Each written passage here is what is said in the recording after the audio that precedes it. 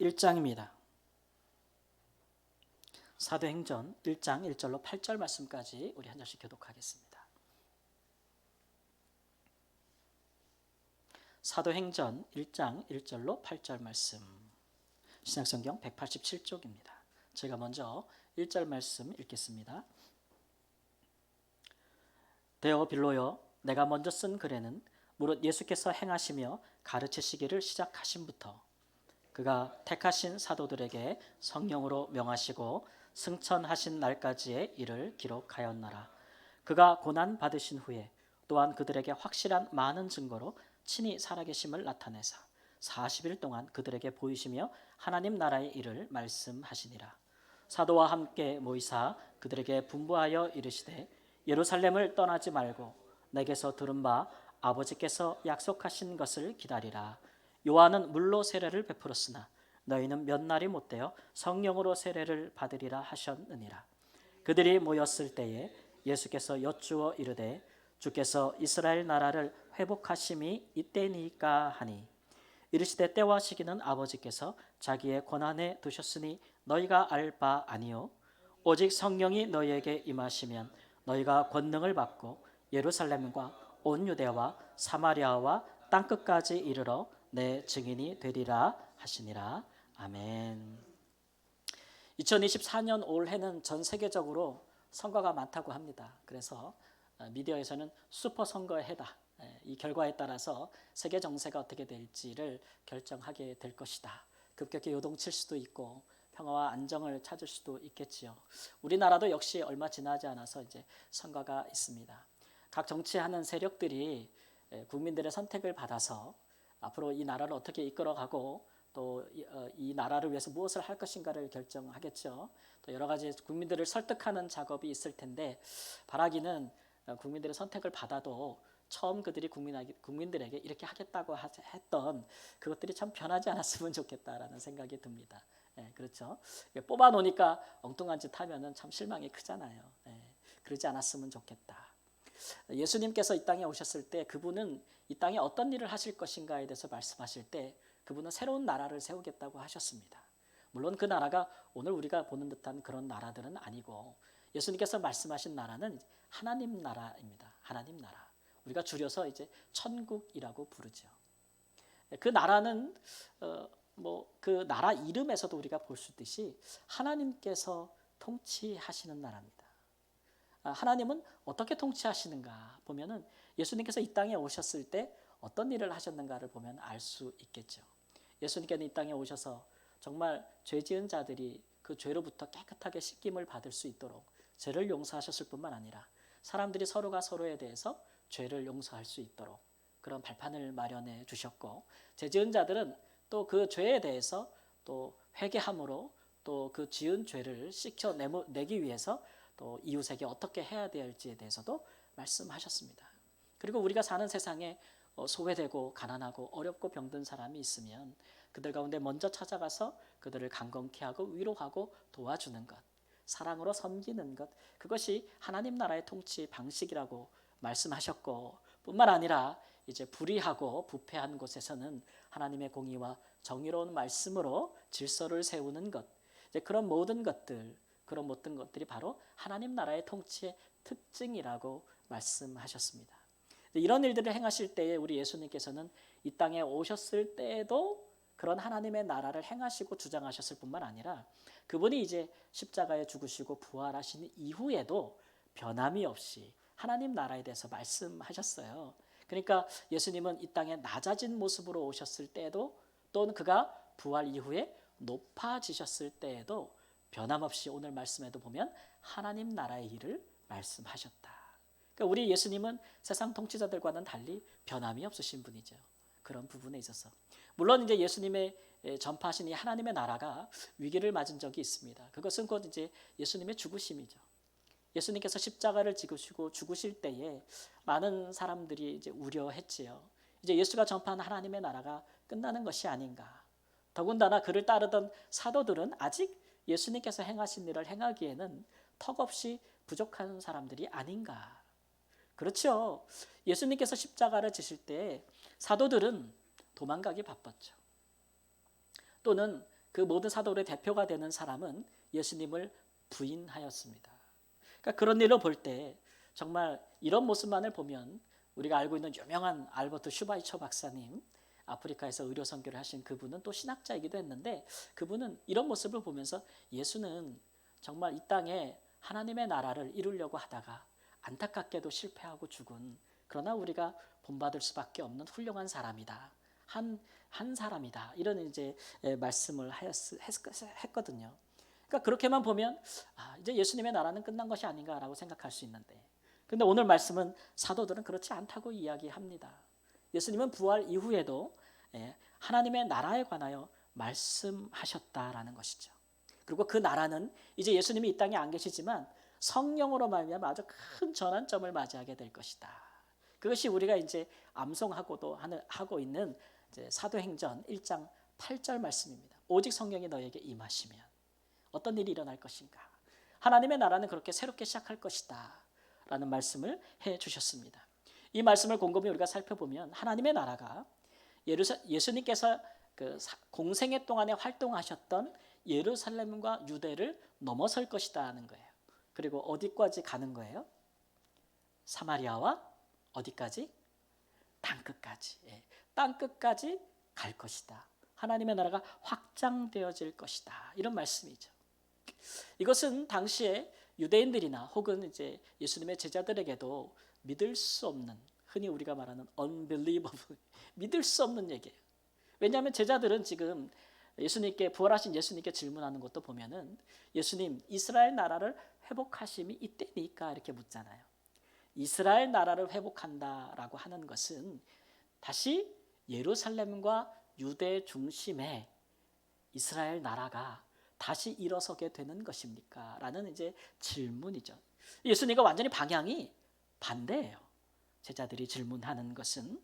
그러니까 제자들이 꿈꾸는 것은 이제 그런 구약의 이스라엘이 가장 강성했을 때, 번영했을 때의 모습이죠. 여러분, 이스라엘 나라가 언제 그렇게 번영하고 형통했습니까? 다윗이 통치할 때 그러지 않았어요? 그때는요, 이방에 있는 모든 족속들이 보물을 들고 이스라엘로 찾아왔습니다. 그렇게 하나님의 영광을 드러냈죠. 근데 지금 예수님께서 하시는 말씀은 그게 아니에요. 방향이 반대예요. 오히려 이스라엘이 보물을 들고 이방으로 가야 된다는 거죠. 그 보물이 뭘까요? 예수 그리스도. 예수 그리스도라는 보물을 들고 가야 된다는 거죠. 사마리아와 땅끝까지 가는 시기가 도래하였다. 그 일들을 성령께서 하게 하실 것이다 라는 것이죠. 그럼에도 불구하고 사도들이 이 말씀에 잘 순종하지 못했어요. 심지어는 오순절에 성령이 강림하셔서 충만히 불같이 임하는 것을 그들이 경험하고도 이 예수님의 명령에 순종하지 않았어요. 결국 어떤 일이 일어났습니까? 예루살렘에 큰 박해가 일어났죠. 그때야 비로소 그들이 흩어지기 시작했다는 것이죠. 이런 걸 보면 참 오랜 기간 동안에 우리가 형성되어진 그 관습이라든지 아니면 우리의 세계관, 신앙관은 그 세월만큼이나 굉장히 돌같이 딱딱하다는 걸 알 수가 있어요. 여러분, 돌 같은 거 깨기가 굉장히 어렵잖아요.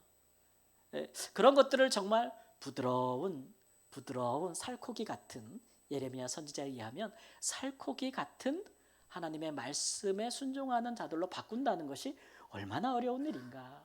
이런 것들을 우리가 보게 되는 것이죠. 예수님의 사역은 그래서 이런 부분에 초점이 맞춰져 있습니다. 그래서 예수님이 이 땅에 오셔서 하신 말씀과 그분이 보여주신 행하신 사역들과 그분의 죽으심, 또 그분의 부활하심, 그런 모든 걸 보면서 사람들의 그 마음속에 있던 돌 같은 딱딱한 마음이 깨지고 부드러운 마음이 생기면서 이제는 예수님을 이제 믿게 된 것이죠. 그래서 예수님께서 새술은 새 부대에 담아야 된다라고 하신 말씀이 그런 거예요. 그럼에도 불구하고 그들이 예수님을 믿기는 했는데 예수님이 하라고 하신 말씀에는 순종하지는 못했다는 거예요. 근데 오늘 예수님의 말씀이 그것을 가능케 하는 역사가 있으니 그것이 바로 성령의 사역의 사심이다라고 말씀하고 있는 것입니다. 그러니까 우리가 이제 성령으로 충만하면, 성령님의 인도하심을 받으면 우리가 예수님께서 우리에게 원하고 기대하시는 삶을 살 수 있다는 것이죠. 여러분의 소원과 이 생애의 마음이 여러분 여기에 있기를 주님의 이름으로 축원합니다. 나도 우리 예수님이 우리에게 원하시는 거, 우리를 구원하신 예수님이 내게 기대하시는 삶을 좀 살아야겠다 라는 마음을 가지면 우리가 성령을 아니 구할 수 없다라는 말씀이죠. 그런데 많은 이제 그리스도인들이 이 사이에서, 이 지점에서 지금 갈팡질팡하고 있다는 거예요. 주저하고 있다는 거예요. 그게 무슨 말이냐면 예수님은 믿어요. 믿어. 확실히 믿어요. 목에 칼이 들어와도 믿어요. 눈에 흙이 들어와도 믿어요. 믿는데 근데 예수님처럼 살지는 못하겠는 거예요. 거기까지 나아갈 수가 없는 것이죠. 로마서 1장 17절 말씀에 함께 읽습니다. 복음에는 하나님의 의가 나타나서 믿음으로 믿음에 이르게 하나니 기록된 바 오직 의인은 믿음으로 말미암아 살리라 함과 같으니라. 사람이 복음을 들으면 여기에는 하나님의 의로우심이 나타나는데 사람이 믿음으로 믿음에 이른다 그랬어요. 그러니까 예수 그리스도를 믿는 믿음으로부터 그를 주로 믿고 따르고 순종하는 믿음까지 이른다는 거죠. 이거는 선택사항이 아닙니다. 선택사항이 아니죠. 이거는 하나님 나라가 걸린 문제예요. 예수님께서 이 땅에 이루시고 시작하셨던 하나님 나라가 여기에 걸려 있는 거예요. 그러니까 우리가 예수님을 나의 인생의 주님으로 모시고 사느냐 안 사느냐는 우리의 삶의 천국이 이루어지느냐 이루어지지 않느냐랑 아주 뗄 수 없는 그런 관계라는 거죠. 제가 이번 주간에 어떤 인터넷을 보다 보니까 우리나라에서 굉장한 유명한 핫한 셀럽이, 연예인이 올해 자기의 인생에 대한 여러 가지 신념들을 밝히면서 그 중에 하나가 그거더라고요. 인생을 올해도 성공하려면 내 인생의 주인은 내가 돼야 된다. 내 인생의 주인은 내가 돼야 된다. 이렇게 썼더라고요. 아마 그런 글들이 많은 사람들의 마음속에 감동을 주고 그렇지 내 인생의 주인은 나야 라고 생각하는 믿음을 줄 것이라고 생각해요. 그것도 어떤 면에서 맞습니다. 내 인생을 내 마음대로 살려면 내 인생의 주인은 누구여야 돼요? 나여야죠. 그거 맞는 거 아닙니까? 네. 근데 우리 그리스도인들은 내 인생은 내 뜻대로가 아니라 하나님의 뜻대로 사는 사람들이죠. 그리스도의 뜻대로 사는 사람들이기 때문에 우리 인생의 주는 누구예요? 예수 그리스도. 예수 그리스도. 이런 사실을 우리 교회 안에서 많은 분들이 모르기도 하고 심지어는 알아도 부담스러워서 행하지 못하는 경우가 굉장히 많다는 거죠. 거기까지는 모르는 게 약이다 라고 생각할 수도 있지만 이런 부분은 꼭 알아야 힘이 되는 부분입니다. 왜냐하면 뭐가 걸린 문제라고요? 하나님 나라가 걸린 문제예요. 우리의 삶에 천국을 경험하느냐 천국이 임하느냐 아니냐. 우리가 하나님 앞에 우리의 죄의 깨끗한 사함을 받고 또 우리가 형제간에 아는 자들과 이웃과 서로에게 범한 죄를 용서하느냐 하지 못하느냐. 우리의 그 생명과 인생과 우리의 영원한 영생이 죄로부터 자유함을 얻느냐 얻지 못하느냐에 대한 중요한 문제고요. 우리 인생의 연약함과 질병이 어떻게 하나님으로부터 받아들여질 수 있는지, 또 우리가 우리 간의 연약함을 어떻게 서로 받고 영접할 수 있는지, 서로 어떻게 접대할 수 있는지, 치유할 수 있는지, 이 땅에 어떻게 사랑으로 또 하나님이 원하시는 정의로 이 땅 가운데 그런 일들이 일어날 수 있는지, 어떻게 성령께서 우리 가운데 역사하셔서 성령이 하시는 많은 일들을 우리가 보고 그를 따라갈 수 있는지, 그 즐거움을 경험할 수 있는지 없는지, 이 모든 것들이 다 우리가 예수님을 주로 섬기고 순종하느냐 아니냐에 달려있다는 거죠. 그러니까 얼마나 중요해요. 이 일을 가능케 하시는 분이 누구시라고요? 성령님이시라. 오늘 잘 따라하고 계신가요? 성령님이시라. 제가 새해가 되면서 설교 스타일을 본래 제가 하던 스타일로 바꿨습니다. 이제 첫째, 둘째 안 나올 거예요. 쭉 따라가셔요. 잘 따라가셔. 끝에 가서 이렇게 된단 말이에요. 놓치시면 안 돼요. 벌써 꼬박꼬박 조시는 분들이 있는데 성령께서 가능하게 하신다는 거예요. 성령께서 어떻게 가능하게 하시냐 그러면 오늘 말씀해 본 예수님의 말씀이 성령의 역사가 예루살렘과 유대를 떠나서 넘어서서 이제는 사마리아와 땅끝을 향할 것이다라는 거예요. 땅끝을 향할 것이다. 이는 예수님을 주로 섬기면서 하나님 나라를 천국을 위해 사는 사람들은 예루살렘과 유대를 넘어서라는 거예요. 극복해야 된다는 거죠. 여러분 사마리아가 뭡니까? 사마리아 사람들은 누굽니까? 그냥 그냥 한마디로 말하면 당시 유대 사람들로부터 굉장히 소외받고 멸시당했던 사람들이에요. 이 사람들. 우리 사회도 소외받고 참으로 멸시당하는 사람들이 많잖아요. 그런 사람들을 사마리아 사람들이라고 보시면 되는 것이죠. 그런데 사도행전에서 우리가 쭉 읽어 나가면 알겠지만 성령께서 임하시고 믿는 자들이 사마리아로 가니까 사마리아에 어떤 일이 일어났냐면 사마리아 사람들도 하나님의 말씀을 받고 성령을 받았다. 아멘. 네. 그런 역사가 일어났어요. 땅끝은 무엇을 말하는 겁니까? 복음을 전혀 들어보지 못한 이방 사람들을 말하는 거예요. 그런데 성령이 임하셔서 믿는 사람들이 이방 세계로 가니까 이방인들도 하나님의 말씀을 받고 성령을 받았다. 그곳에 하나님의 나라가 임하였다. 라는 그런 역사가 일어났다는 거죠. 그런데 오히려 이 일에 순종한 사람들은 그래서 성령께서 지금 어떻게 막 역사하고 있는지, 어디서 역사하고 있는지, 우리가 누구와 함께 할 때 성령이 역사하고 있는지를 알게 되는 것인데, 근데 이 말씀에 순종치 아니하고 여전히 예루살렘과 유대만을 주장하면서 이스라엘 나라만을, 세속적인 나라만을 생각하는 사람들은 이 성령의 시대에 성령으로부터 완전히 소외됐다는 거예요. 성령의 역사로부터 소외됐다는 거죠. 그런 것들을 사도행전에서 우리에게 보여주고 있는 것이죠.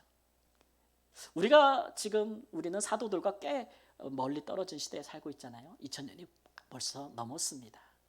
그러니까 너무 오래된 시간이 간격이 있으니까 우리의 삶은 그들과 다를 것이다 생각할 수 있지만 그렇지 않습니다. 예수님께서 오시고 부활하신 이후에 보내주신 성령의 시대에 우리도 역시 살고 있지 않습니까? 예수님이 다시 오실 때까지는 우리를 도우시는 보혜사가 성령밖에는 없어요. 성령의 인도하심에 따라 우리가 살고 있는 것이죠. 그래서 이 사도행전 1장 8장 말씀은 사도들에게 하신 말씀이지만 바로 우리에게, 이 시대에 우리 믿는 사람들에게 하신 말씀이니까 우리도 반드시 이 성령의 역사 가운데 거하려면, 하나님의 나라 가운데 거하려면 우리가 극복해야 되는 게 있다는 거예요. 극복해야 되는 거. 사도들에게는 그것이 예루살렘과 유대였다면 오늘날 우리에게는 뭐겠습니까? 오늘날 이 시대의 사마리아인들과 이방인들에게 가기 위해서 우리가 극복해야 될 것은 교회입니다. 교회. 부활하신 예수님께서 보내신 그 성령은 지금 우리로 하여금 교회 밖, 소외되고 버림받은 사람들에게 가라고 하십니다. 그리고 복음을 한 번도 들어보지 못한 인생들에게 그곳으로 가라고 하십니다. 우리가 갈 때에, 그들과 함께 할 때에, 그들과 삶과 섞일 때에, 그들 가운데 예수의 증인이 될 때 성령이 역사하시겠다. 아멘. 성령이 역사하시겠다라고 말씀하고 있는 거예요. 만약 우리가 그렇게 하지 않으면 우리는 예루살렘과 유대를 벗어나지 못했던 유대인들처럼 이 시대에 역사하시는 성령님의 크고 놀라운 역사에서 오히려 우리가 소외되기 쉬워요. 소외되기 쉽다는 것이죠. 교회가 없을 때에는 교회를 세우는 일이 가장 중요합니다. 그렇죠? 교회가 없을 때는 교회를 세우는 일이 가장 중요하죠. 그러나 교회가 한번 세워진 이후로는 일정한 기간이 지나면 교회는 세상 속으로 들어가야 돼요. 세상에서 예수님의 증인이 돼야 되죠. 사람들이 우리 볼 때 우리를 딱 보면, 야, 저 사람 보니까, 저 사람 말하는 거 보니까, 저 사람이 사는 모습을 보니까, 저 사람의 언행을 보니까 정말 예수 믿을 만하다. 이런 삶을 사는 것, 그런 삶을 살기 위해서 애쓰고 수고하고 기도하는 자들에게 성령은 역사하신다. 한번 세상에서 부르심을 받아서 교회가 되었으면 예수님의 말씀처럼 다시 세상으로 보냄을 받는다. 보냄을 받는다라는 거예요. 저는 이제 여러분 오해하지 마십시오. 무교회주의를 말하는 게 아닙니다. 우리나라 교회 역사에도 보면은 일본에 있는 유명한 신학자의 영향을 받아서 1900년대 초부터 무교회주의가 활발하게 활동했을 때가 있어요. 그러나 그 무교회주의 운동은 지금 존재하지도 않거니와 그런 것들이 하나님 나라를 이루지 못한다는 것이 증명되었는데, 무교회주의자들을 주장하는 사람들은 그렇습니다. 교회는 필요 없다. 성경만 있으면 된다. 각 개인이 하나님 앞에서 성경을 가지고 개인이 성령의 인도하심을 받으면서 개인별로 하나님 앞에 사는 것이다. 구원은 개인적인 것이다. 우리 신앙의 성화도 개인적으로 일어나는 것이다라는 주장을 했는데 그렇지 않죠. 이런 무교회주의가 활발하게 운동을 벌일 때는 그 시대의 교회가 위기를 맞을 때입니다. 사람들이 볼 때 교회가 그 역할을 다하지 못할 때. 우리는 일제시대 때 그랬잖아요. 교회가 교회로서의 모습을 상실할 때 많은 사람들이 교회를 떠나서 방황하면서 무교회주의에 빠지게 되는 것이죠. 이 시대에도 이 교회에 돌아오지 않는 흔히 말하는 가나안 성도들이 굉장히 많다고 해요. 가나안 성도들을 거꾸로 하면 안 나가 성도예요. 안 나가. 안 나가는 거예요. 어떤 분들은 코로나 때문에 그래 막 이렇게 진단하는 분들이 계세요. 그러니까 이제 다시 사람들 오기 위해서 교회에서 뭐 프로그램과 많은 프로젝트를 벌리면 다 올 거야 이렇게 생각하지만 실제로 교회에 나오지 않는 분들에 대한 통계조사나 인터뷰 조사들을 보면 코로나 때문이 아니라는 거예요. 그게 계기는 됐지만 그분들이 생각할 때 교회가 교회답지 못하다는 거예요. 교회가 교회답지 못하다. 근데 이제 믿음이 좋고 신앙이 오래된 분들은 그럼에도 불구하고 우리가 교회를 지켜야 된다라는 그런 깊은 신앙이 있는데 그렇지 못한 분들은 흔들릴 수밖에 없죠. 그러니까 지금 가나안 성도가 전체 교인의 3분의 1이나 된다고 하는데 30% 교회를 안 나가는 분들, 그분들을 위해서 교회가 해야 될 일은 무엇일까요? 더 많은 프로그램을 벌리고 프로젝트를 하는 것보다 교회가 교회로서의 올바른 모습을 회복하는 것, 그것이 더 중요한 것인 줄을 믿습니다. 근데 교회는 세상 속으로 이렇게 들어가야 돼. 그게 교회됨의 모습을 회복하는 가장 중요한 문제예요. 그런데 내 신앙의 전부가 교회가 되면 어떻게 될까요, 여러분? 내 신앙의 전부가 교회야. 주님이 아니고 교회예요. 그렇게 되면 어떤 일이 발생할까요?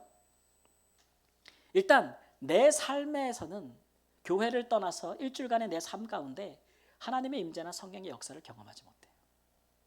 그것을 바라지도 않죠. 그것을 목적하지도 않아요. 내 신앙은 일주일에 교회 오는 날, 그 시간에 있는 거죠. 또 어떤 문제가 발생할까요? 내 신앙의 전부가 교회라면 어떤 문제가 발생할까요? 교회가 문제가 생기면 하나님을 떠납니다. 교회가 하나님의 자리를 차지하고 있었기 때문에 하나님을 버리기까지 하고 있는 것이죠. 여러분, 우리의 신앙의 기초는 교회가 아닙니다. 우리의 신앙의 기초는 예수 그리스도. 예수 그리스도. 예수 그리스도예요.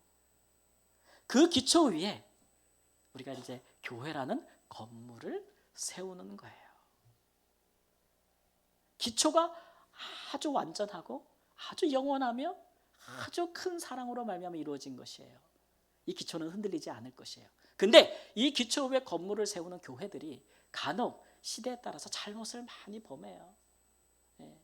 그래서 잘못된 교회들, 좋은 기초에다 잘못된 건물을 올리게 되면 그게 뭐 요즘 말하는 순살 아파트 되는 거 아닙니까? 그럼 나중에 어떻게 돼요? 부실공사 되면 어떻게 해야 돼요? 기초까지? 기초는 괜찮으니까. 예수 그리스도. 부시고 다시 건축자가 세우지 않겠습니까? 교회가 무너지면 하나님은 예수 그리스도로 말미암아 교회를 다시 세우실 거예요. 그러나 우리의 신앙의 기초는 예수 그리스도, 우리 주님이라는 것. 그를 우리의 주로 믿고 우리 삶 가운데 그분의 말씀을 준행하는 것이 우리의 신앙의 기초의 목적이라는 것을 여러분 한순간도 잊지 마시기를 주님의 이름으로 축원합니다. 그래서 세상 속에서 예수님을 주로 섬기며 살아가고 있는 그리스도인의 모습을 바울 사도는 마치 군인에 비유했어요. 군인. 그래서 에베소서 6장에 가보면 그리스도인을 향해서 너희가 하나님의 전신갑주를 취하라 이렇게 말씀하셨어요. 당시에 군인들이 딱 완전히 무장했던 그 모습인데 어떤 모습이라고 바울 사도가 얘기하나요? 진리에 띠를 띠고 의에, 저도 이거 잘 못 외워서 제가 옛날부터 노래를 외웠어요.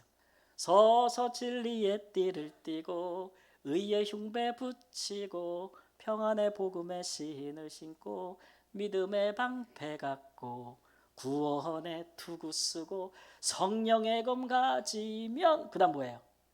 야야야 야! 악한 마귀 우리에게 덤벼들지 못하리, 이 찬양으로 외웠거든요. 당시에 군인들이 완전한 무장한 그 모습으로 사실은 그렇게 우리가 세상 속으로 들어가서 예수 그리스도의 말씀과 성령님의 인도하심에 따라 세상을 변화시키기 위해 살아야 된다.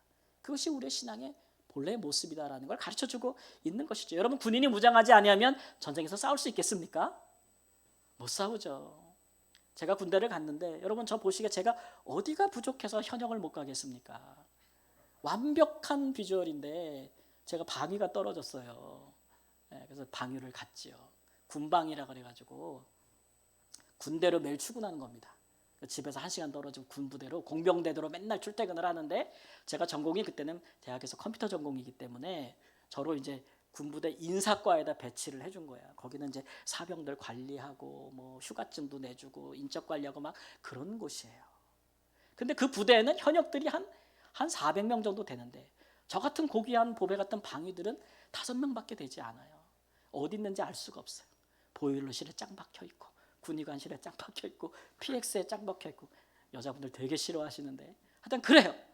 그리고 우리는 총도 안 주더라고. 세상에, 군인도 아니라는 거죠. 전쟁 나면 뭘로 싸우겠어요? 도시락으로 싸우라 이거예요. 도시락. 그런데 어느 날 중대장이 엄청 화가 났어요. 그래서 다 집합! 그래가지고 연병장에 쫙 집합했어. 그래서 막 화가 나서 막 얘기하다가 이놈의 새끼들 다 벌 받아야 된다고 그러면서 다들 가서 완전군정하고 연병장으로 집합가지고 5분! 가! 다들 예! 이러고 팍 가는 거예요. 저만 혼자 이러고 쫙 있는 거예요. 저만. 너 왜 안 가? 인마! 그러니까 제가 뭐라 그랬겠어요? 총이 없습니다! 이랬겠지. 내가 없나 자기들이 안 줘놓고. 그랬더니 그 대위 그 중대장님 그러더라고. 야! 군장이라도 갖고 와! 제가 뭐라 그랬겠어요? 군장도 없습니다! 중대장이 빵 터져갖고요. 그날 벌 받는 거 다 없어졌어요. 서로 웃기긴 한데 되게 서럽더라고요. 네가 군인이냐? 막 이러는데 서럽더라고요. 여러분, 교회는 마치 세상을 향해서 영적 전쟁을 싸우러 나가는 성도들을 위한 그런 부대, 작전본부 같은 거예요. 훈련소 같은 거예요. 그런 면에서는 훈련을 반복하고 세상에서 나가 싸워 이길 수 있는 말씀, 기도, 이런 것들에 대한 훈련과 그런 것들을 공급하고 어떻게 세상 가운데 살아야 될지를 돕고 그런 것들을 하는 것이 교회인데, 우리 성도님 나가서 영적 전쟁을 하시는 분들이죠. 이것을 오늘 성경에는 우리 교회에 속한 모든 그리스도인들은 삶 가운데 사마리아인들을 찾아 나가야 된다는 거예요. 그리고 땅끝까지 가야 된 이방인들에게 찾아서 나가서 예수님이 살아있고 그를 믿는 자에게 구원이 있고 그의 부활을 믿는 자들에게 성령의 역사하심이 있고 그분이 우리의 삶의 모든 고통과 아픔을 해결할 능력이 있고 그에게 나오면 평안을 얻고 안식을 얻는다는 것에 대한 그런 선한 싸움들을 해야 될 것이라 라고 말씀하고 있는 것입니다. 사랑하는 성도 여러분, 소외된 자들과 하나님을 모르는 자들의 인생에 관심을 가지십시오. 그들에게 다가가십시오. 그들의 삶이 어떠한지를 함께 나누시고 여러분의 삶도 그들과 함께 공유하십시오. 그분들의 삶의 애환과 어려움을 들어주십시오. 그분들의 인생에 아픔이 있다면 함께 울어주십시오. 즐거운 일이 있다면 함께 웃어주십시오. 그리고 할 수만 있다면 그분들의 아픔을 치유하기 위해서 노력해 주십시오. 기도해 주십시오. 그리고 도움을 청할 일이 있으면 교회에 말씀하십시오. 그 일을 도우라고 교회가 있는 것입니다. 그 일에 여러분 믿음을 가지십시오. 우리가 능력이 있어서 하는 것이 아니고 그런 일을 행할 때에 성령께서 역사하시겠다고 하신 말씀을 믿고 행하는 것입니다. 성령께서 역사하실 것입니다. 그런 일에 우리가 함께 하고 있습니다. 교회로 함께 하고 있습니다. 그러므로 그렇게 하나님의 나라를 이루어 가시는 성령의 사람, 예수 그리스도의 사람으로 사시기를 우리 주 예수님의 이름으로 축원합니다. 아멘. 기도하겠습니다. 하나님, 우리가 예수 그리스도를 믿어